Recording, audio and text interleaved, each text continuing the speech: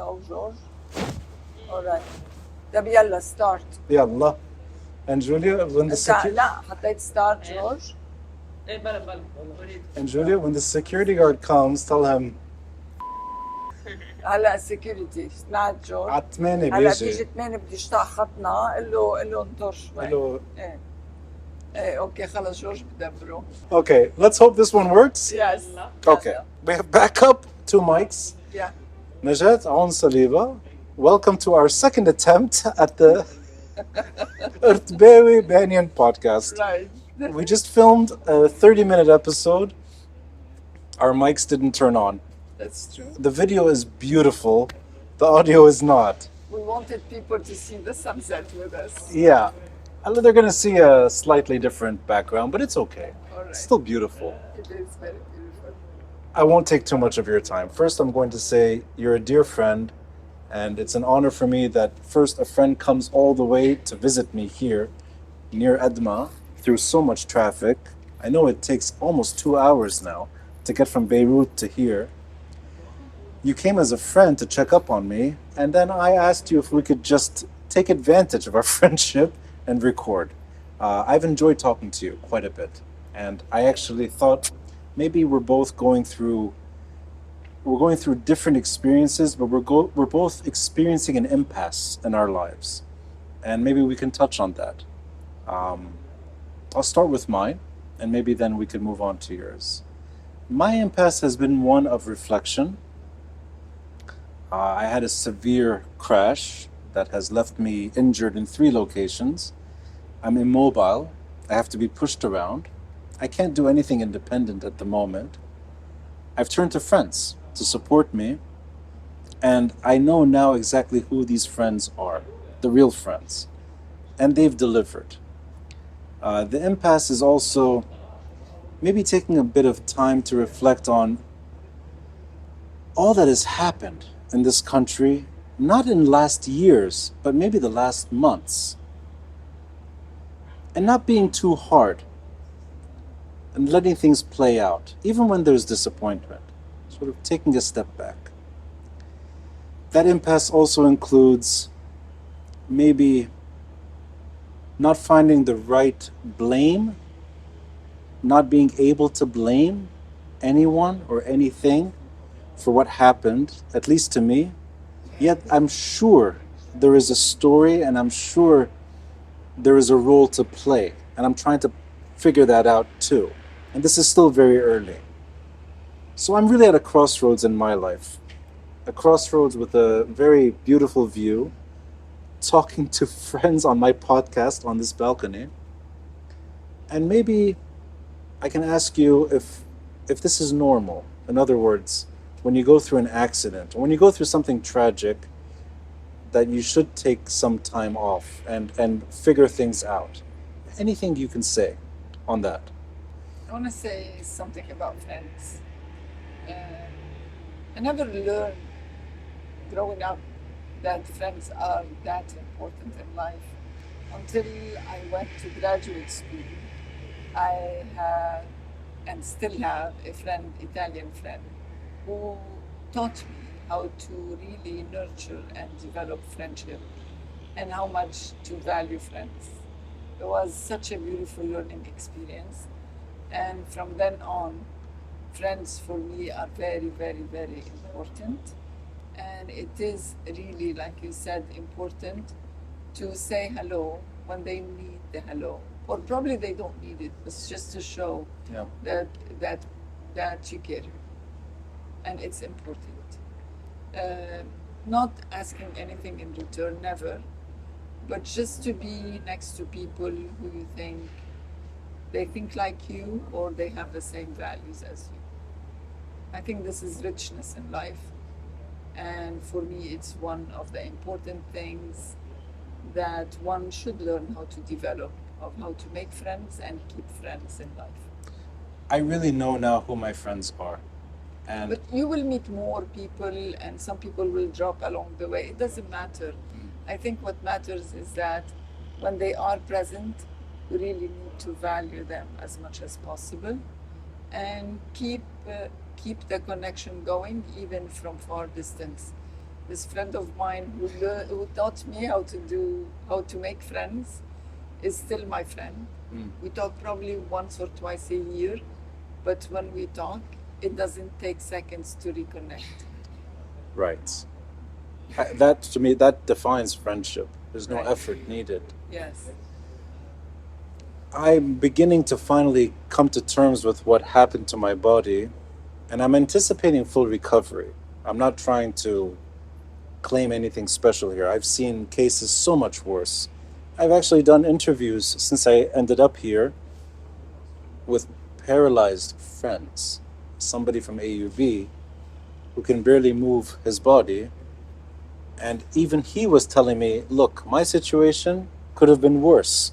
There's always that perspective. So I'm humbled with what I've seen here and meeting people on this balcony or even in the corridor. I can't. I don't know if this is a right way of saying it, but I feel lucky that I'm okay. That is maybe the beginning of trying to see if there's a role I could play, and maybe challenging what has become a nightmare in Lebanon, which is just commuting. And I don't think it matters. You can be on a scooter or in a car. There is a danger, a constant danger on Lebanese roads. What would you advise someone like me to do if I wanted to take this further? Beyond simply talking regularly and showing a positive side. And I'm determined to do that. Even when I'm in extreme discomfort, I prefer staying positive, and for me, that's a good role to play on its own. But politically, what would you recommend? Maybe the right person or the right department, the right minister, and how would you advise me to push forward? Look, we live in a country that has never enforced any standard or any law. And this has put every one of us at risk and high risk. And the epitome of it all is basically the August 4, 2020 Beirut explosion that really injured 6,000 people, without counting the dead people and the people who were rendered homeless. 6,000 people injured does not mean that they all recovered 5 years later. Some of them are probably still suffering from injury up until now. Yeah. And some people are still mourning their loved ones, and they have not forgotten them. The pain is still there. Yeah. This is all due to negligence because no one stores ammonium nitrate along with fireworks and tires and all of that if they wanted good for the country. I mean, there is a political angle to it. I'm not an investigator. All I'm trying to say that standards are important, and removing the high risk from the roads and from our everyday life is extremely important. I really would like you to take this further to the highest rank possible, not because higher ranked are just higher ranked for the prestige of it. It's because those people in high responsibility and high ranks are more responsible and they should get things done. So a letter or an interview or some kind of communication with the Prime Minister and the Minister of Interior is extremely important because they really need to know that every day, every single day, we're either injuring someone or losing someone completely because of this high risk we live in. It impacts all of us. It impacts them too. My last memory of some concerted effort was Ziad Baroud's tenure as a Minister of Interior, but even that was it was short lived. It was patchwork, even despite his efforts. Things have degenerated so much since, and actually, it's really the last few years that now it's lawlessness. My experience, everything should have been avoided. A car parked wrong, pulling out into the street, oil on the street. Exactly. I mean, these things should not happen, yet they happen all the time. And if too many things go wrong, you're in a crash. I would do that. actually. I'll amplify my voice and I'll turn to you to see what exactly is the right way to do it because I'm sure that I'm going to have a friend who's going to be injured in a crash. I can see it happening. I see it happening more now that I've been through something like this, that everyone that drives, especially friends on scooters, they're in danger just by operating their vehicles. Enough of me. I know from having spoken to you in a private capacity that you've gone through your own impasse recently. Partially political, but also there's a personal story. And as much as you'd like to say about what it's like to cope with the loss of a loved one, and also the road ahead and your own career in Lebanon, which is the most unusual and daunting career. Lebanese politics is not easy. So, what reflection is for you at this moment? In 2025, having lost someone dear to you, your mom, and choosing what you want to do in the months and years ahead. So definitely, when there are painful incidents in our lives, it just forces us to stop because things that are dear to our hearts matter a lot, and it doesn't mean that we are in inaction. We're acting because we're stopping to reflect and to understand what happened and to understand the meaning of losing a mother. I can tell all people in the world, if you have a mother, take good care of her and really benefit from her presence because the loss of a mother is extremely, extremely painful. Never understood it when my husband told me that it's going to be a lot to take in until I really went through it. It's an evidence, it's evident that everyone is going to probably go through this at a certain point in his or her life, but it is something that forces you to stop, forces you to live the pain, understand the pain, and move forward from there. It's lovely to hear you say that. I'm lucky that my mom has shown up almost every day. Exactly. I celebrated her 70th birthday, I think, on this chair. We had we ordered her cake. I don't think this was her idea of turning 70 in a hospital, but it means a lot to hear this from you. That I am cherishing her more now than ever. Yes, And I will do that more and more. You're absolutely right. Mothers are special. they are. Even when they're difficult, they're special. They leave a big void. Yes. Yeah. They are. Fathers do as well, but you're right. There's a mother's touch. That's true. Coping with that loss and now how you determine your future in politics and what you want to see happen and maybe what needs to happen should you run again. Maybe you can tell me what your expectations are and whether or not you've made your mind up that you see yourself running again next year. Look, in academia, especially at university, everywhere in the world, every every so many years, 6 or 7 years, they actually force you to write your CV again, and they evaluate you again. So it's not a strange thing for me. After 4 years or after 3 years, and I have to prepare for a 4 year evaluation. Yeah. So I have started preparing my CV for people to evaluate my work. And this time it's going to be much more interesting because it's not your peer that are going to evaluate you. Yeah. It's going to be everyone you know, and everyone you seek Yeah. to look into the CV in order for them to make up their minds whether or not they want to vote for you again. I am considering to run again, and that's why I'm preparing my CV. I'm not going to list everything that I have been working on, but I want to say one thing that is very, very important to me, and it's my cause, it's my raison d'etre in life, is basically to fight for a good and healthy environment, just because I believe in life, and life should not be fought for in order for us to live a good life. And so I personally think that I have really introduced to this country the concept of caring for the environment and fighting for a good environment. And now everybody understands that the Ministry of Environment is an important thing to Yeah. have. Before, no one wanted Yeah. this job. And there are a lot of young people who really care, and they come to me and they ask me to be on their side in their fight for their own environment at different places in the country.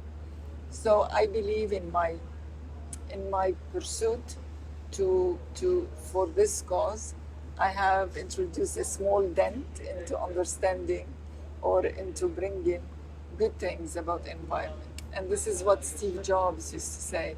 He, the one who changed our lives completely by the iPhone and the Mac and everything. He used to say, it's enough for a person to just bring or introduce a dent in on this planet. And on the Lebanese scale, you think that you've managed to do that?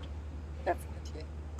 I think if that's how you feel and you've accomplished that, given how bad things have been, then that's a reason in itself to run again, because you were able to accomplish something huge under a lot of pressure. Exactly. To focus on other things that I think consumed all of us until recently. Oops. Green? Still gone. No, blue. Okay. Still good. As long as I don't do the same thing as last time. It's still Quick. we're not doing. We're not doing this a third time. Yeah, that's why we have backup audio. Yes, yes, we're not doing this again. Still talking about Steve Jobs. This is the only thing we have that's not Apple. Everything else is Apple. Yes. You mentioned the minister and people knowing more about the minister's role. If I could ask you about your own role as an MP versus the role of a minister in terms of environment, would you be comfortable becoming a minister as well? And maybe if you could just spell out what the differences are exactly. Is there, I mean, I can imagine one being more, I assume the minister would have more leverage, but maybe not. Maybe the MP does in certain ways too. So just elaborate a bit if you could. They have two different URs, terms of reference.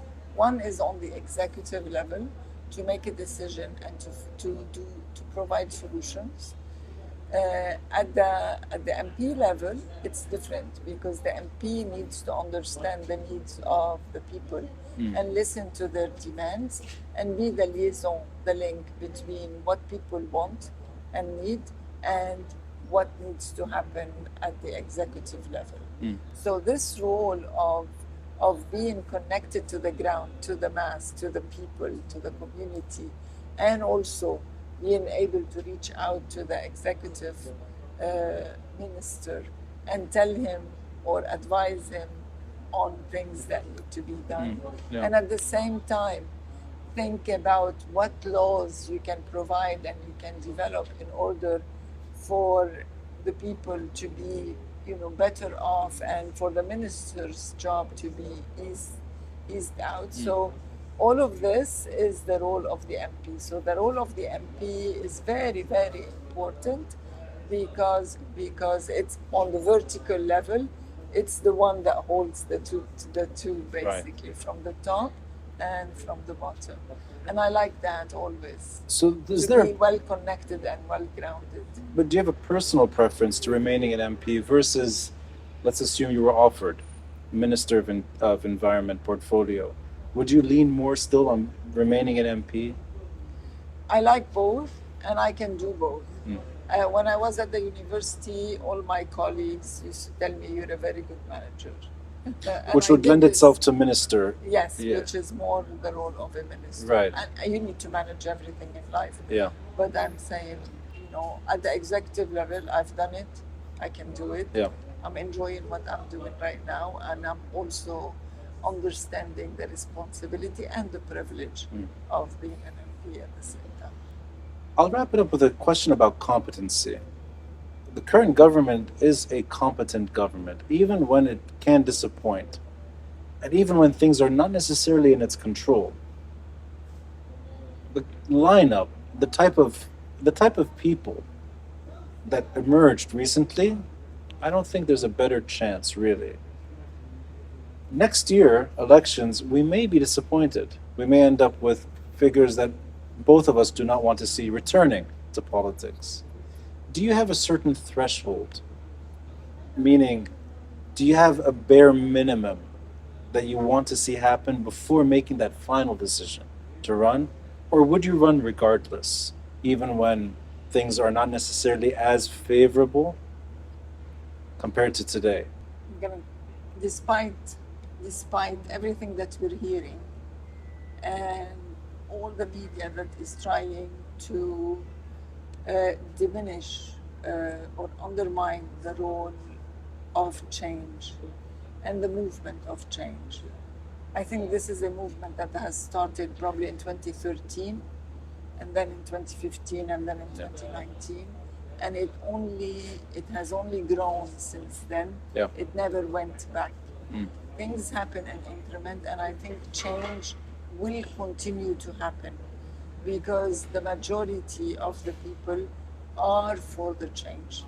So when we understand entropy and how much things are going to move in this direction, I think we will only get better from here on, and I'm very hopeful.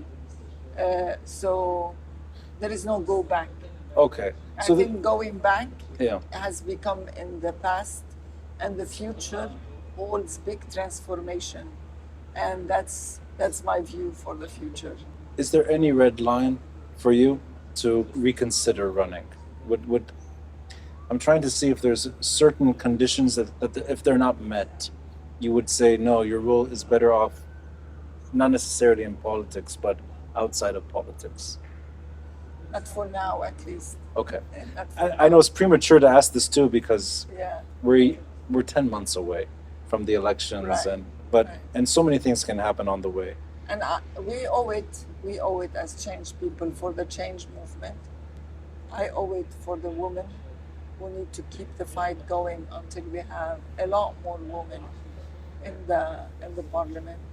And I also owe it to my science colleagues who really would like to run, that they need to run as well. So it's a big responsibility, and the fight continues, and we're not going to give up. I'll say it from my side. A lot of people I would never expected wanting to run are curious about running next year. And I think that is the incremental, Yes. you said it, the entropy or the Yes. constant change. I think now they're more inspired to run because people that they see themselves in ran and won. And I think you're one of those MPs that if she can do it as well, I can try as well, and maybe Exactly. I can win. Exactly. And they're independent minded. They're not in it to become political creatures. They have a personal mission to really improve the country. And we need many of these people. Yeah. So I want to tell them through your camera, I want to tell them, go for the fight. Yeah. And enjoy it. Yeah. And don't care. I mean, don't worry about the consequences. Just do the fight. I definitely give credit to you and others in the last elections to having dared to run and win. And I think you're right. Long-term change, it's inevitable. It's inevitable. You're absolutely right. I'll wrap it up with a question that I think is apt given where we're seated. What do you think of the view? I think it's marvelous. It's incredible. But I don't want to see you here. I want to see you down there doing the fight with us. Me and too. enjoying Beirut. Everyone that comes here wants to see the view. You're the first person to tell me I'd rather see you elsewhere. Thank you. I don't want to be here much longer. It means a lot to do two things: to visit me through traffic and also to record an episode twice in one evening. This one better have worked. Otherwise, there's no episode. But it's amazing. It's amazing how much, we can create things that are totally different. You can have two episodes. You're now, right. because You're they're right. different. Actually, you're right. That's true. Which means we should keep doing this. There's a lot to talk about. Najat Aoun Saliba, thank you. Thank you. Thank you. Thank you. Thank you. I hope this time. Me too. And a thanks to Julia Cingolani for being the, yes, come into the frame, Julia. Yes. Wait, no, come here, Julia. Come, like, no one's going to see you there. They'll just see your, yeah, that's Julia Cingolani. Third time? Yeah. Third time. No. George, thank you. We did it.